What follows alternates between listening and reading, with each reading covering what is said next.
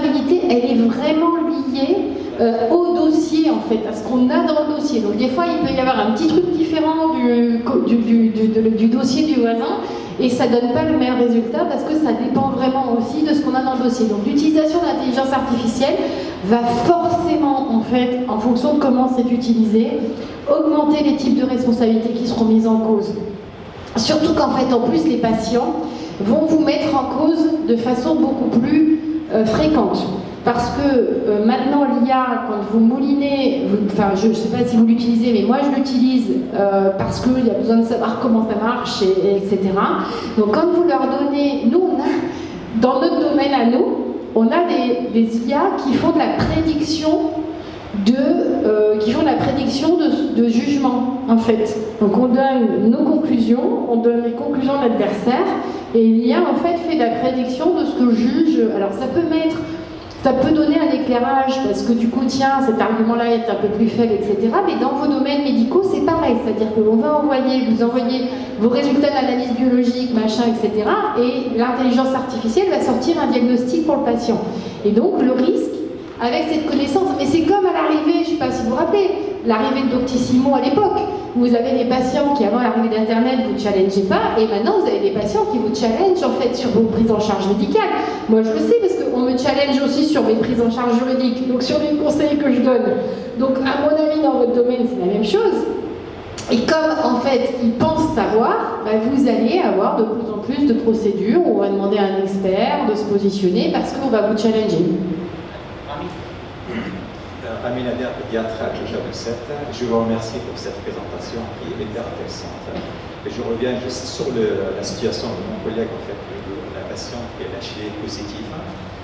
Je suis confronté en fait à cette situation exactement pareil, sauf que c'est une femme qui est enceinte, qui a l'HIV positif.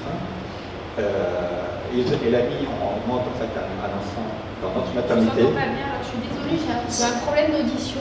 Je suis un peu sourde en fait, c'est un handicap qui ne se voit pas, mais je ne vous ai pas entendu. Une patiente en fait HIV positif qui a accouché dans notre maternité. Ouais.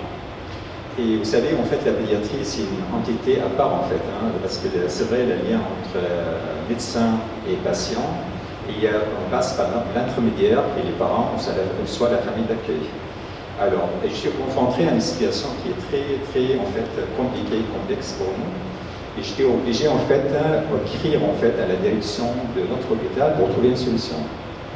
Une patiente qui est HIV positive, qui est accouché dans la maternité. Dans notre protocole, en fait, il faut mettre l'enfant tout de suite sur traitement. Thérapie. Voilà. Alors, comme vous savez, en fait, quand on traite un enfant, on va traiter, en fait, pour une période de 6 semaines. Durant cette période, le papa, il a le droit, ou les parents, en fait, à voir pourquoi cet enfant est sous traitement. Sauf cette patiente, exactement comme la situation de notre collègue, elle n'a pas informé le père qu'il a HIV positif. Oui. Et lui, on ne sait pas la sérologie qu'il a, est-ce qu'il est positif ou pas. Dans tous les cas, il n'était pas au courant. Moi, je l'ai vu en antinatal, c'est-à-dire avant l'accouchement. Elle m'a demandé de rien dire. Et vous avez la chance à Avicenne parce que vous avez le comité d'éthique. Donc vous pouvez solliciter le comité d'éthique. Exactement. Alors, juste pour vous dire, on est dans l'obligation d'un côté garder le secret médical que vous avez dit. De l'autre côté, on a aussi l'obligation d'informer les parents pourquoi cet enfant il a besoin de ce traitement. Alors là, on pourrait. Alors là, c'est même pas le droit qui va régler ça, mais c'est plus l'éthique. Parce qu'en fait, quand on a plusieurs droits fondamentaux qui rentrent en conflit, il va falloir que l'on choisisse lequel. Alors, je ne suis pas juge. Je suis ni député ni sénateur, donc c'est pas moi qui fais les lois et je ne les juge pas les lois. Donc la seule chose que je peux faire, c'est de dire dans ce conflit de droits fondamentaux, lequel on fait prévaloir. Et pour le coup là, vous avez l'intérêt supérieur de l'enfant. Et je pense, pour avoir fait beaucoup d'éthique et pour avoir fait beaucoup de recherches cliniques, etc., je pense que là, en fait, comme il y a aussi les lois qui obligent les deux parents à accepter le traitement, etc., etc., que c'est un traitement lourd, je pense que là, vous pourriez en fait dire à la femme, ben là je ne peux pas, puisque comme il y a le traitement qui doit être donné à l'enfant, je vais être contraint en fait d'informer le papa du traitement, parce que peut-être aussi que sur ces 6 semaines, le papa va s'occuper du petit, s'il lui donne pas le médicament, il va quand même à un moment se poser la question de pourquoi il a cette trithérapie, etc. Donc je pense que dans ces conflits de droits fondamentaux, on ferait prévaloir l'intérêt supérieur de l'enfant. Mais c'est mon avis à moi. Donc tant qu'un juge ne s'est pas positionné sur le dossier, mais en tout cas ce serait mon avis à moi. C'est ce que vous avez fait. Juste pour qu'on soit au clair, donc si vous voulez pas qu'on soit... Parce que du coup vous avez quand même, vous avez la chance à la Vicenne, vous avez le comité d'éthique qui...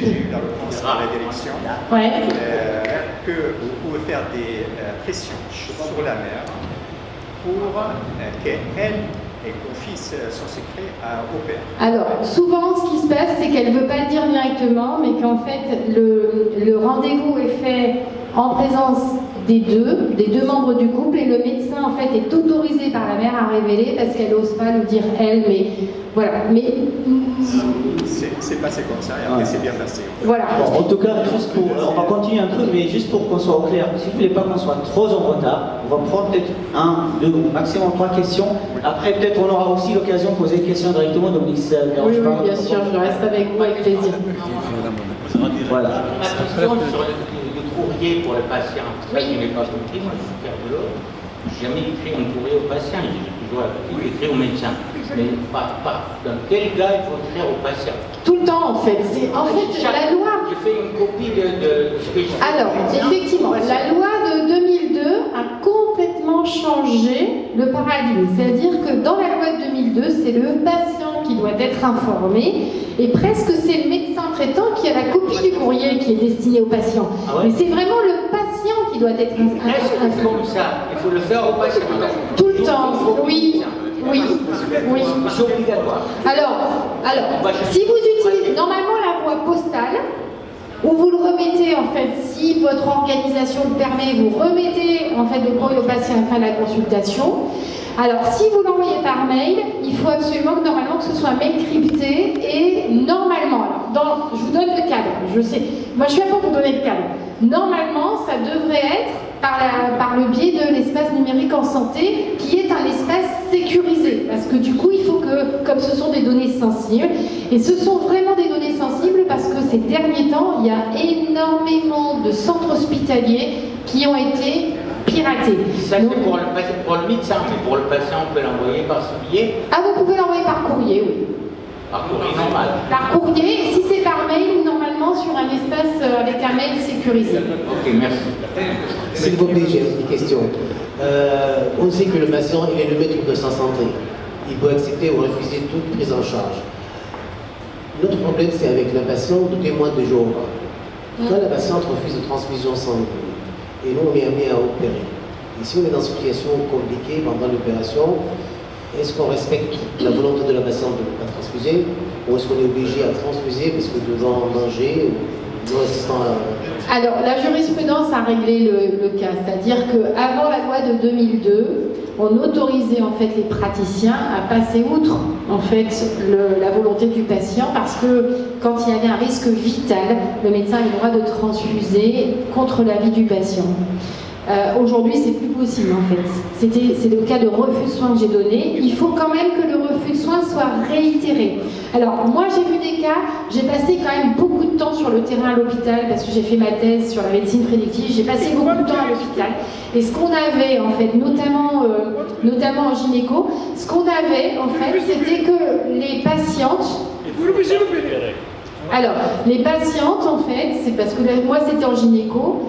Accepter qu'on fasse la nuit, et même en fait on a des fois certains services hospitaliers qui acceptent de faire la nuit quand en fait il n'y a pas l'environnement. C'est-à-dire que le patient avait une attitude différente de ce que j'ai constaté moi. Après je sais, enfin encore une fois chaque cas est particulier, mais dans les services où j'étais, en fait parfois la nuit le patient donner son consentement en disant il faut le dire à personne parce que je vais être exclu de la communauté, etc. Mais j'accepte en fait parce que je veux pas mourir. Donc ça reste un sujet très compliqué. Mais les juges en fait sont du côté des patients. C'est-à-dire quand je suis devant un patient qui me réclame d'opérer sans transfuser, il faut que je refuse sa demande. Alors si vous estimez sous-estimez en fait. Alors, tout va dépendre de la balance, c'est-à-dire que de la balance bénéfice-risque. Si le fait de ne pas l'opérer, et alors, le patient prend le risque d'être opéré, de ne pas pouvoir être sauvé parce qu'il n'y aura pas la transfusion. Et donc, en fait, je pense que vous devez l'opérer. Et en croisant les doigts qu'il n'y ait pas besoin de transfusion. Voilà, donc on va prendre juste vraiment une dernière question. Désolé parce que... Si vous ne l'opérez pas et que le patient décède, en fait, on risquerait de dire bah, vous auriez dû tenter l'opération parce que c'était pas sûr à 100% Des que questions rapides, s'il vous plaît. On est tous au fond de ces problèmes, il faut plus l'opérer, sauf si c'est urgence vitale. Voilà. Une question. Ça dépend de l'opération et de la balance bénéfice-risque. Alors, ta question. Je suis chirurgien, ok? J'ai travaillé beaucoup dans le rachis. Le rachis. Ok. Un malade dans le supermarché qui porte une charge, qui porte du bois, je l'opère pour l'opération canalaire, c'est une opération standard simple, sauf que je sais en avance, si je l'opère, peut-être il ne pourra plus travailler la même travail. Oui, par rapport au cas de jurisprudence que je vous ai donné. Voilà. Maintenant, Vous devez l'informer. si je le forme, il ne peut plus le porter, je sais en avance qu'il ne peut plus le porter. Après, il pourra porter plein d'autres mois. Non, là c'était sur l'information. Vous allez dire, voilà, je vais vous opérer par rapport à votre travail. Il y a un risque que vous récupériez pas 100% et que du coup, bah, vous soyez pas en mesure en fait de travailler dans le même poste. Mais une fois que vous lui avez dit, il prend la décision de se faire opérer ou pas. Donc dans ces cas-là, là c'est parce que le médecin ne l'avait pas informé. Ok. Le problème maintenant, le double lettre, je vais avoir au être grand, 35 ans d'exercice, j'ai jamais envoyé double lettre. Alors, maintenant, on va commencer l'envoyer. Alors, je pense qu'il faut vraiment, et vous allez voir, dans les services dans lesquels ça s'est produit, en fait, ça a amélioré la relation avec le patient parce que du coup, ça améliore la transparence et du coup, les patients, ça diminue le risque contentieux, en fait, d'envoyer les courriers aux patients. Juste une dernière question féminine parce qu'on n'a pas entendu, heureusement ils n'ont pas autant de problèmes que nous les femmes. Bonjour, je suis médecin gériatre. J'ai une petite question pour les patients qui sont des troubles cognitifs. Là, en fait, ils ont le droit d'être informés. Des fois, là, en fait, nous, on traite parce qu'on voit que c'est logique, parce que si on va prendre vraiment leur avis, ça veut dire qu'on ne traite pas. Alors, la réponse que je vais vous faire va pas vous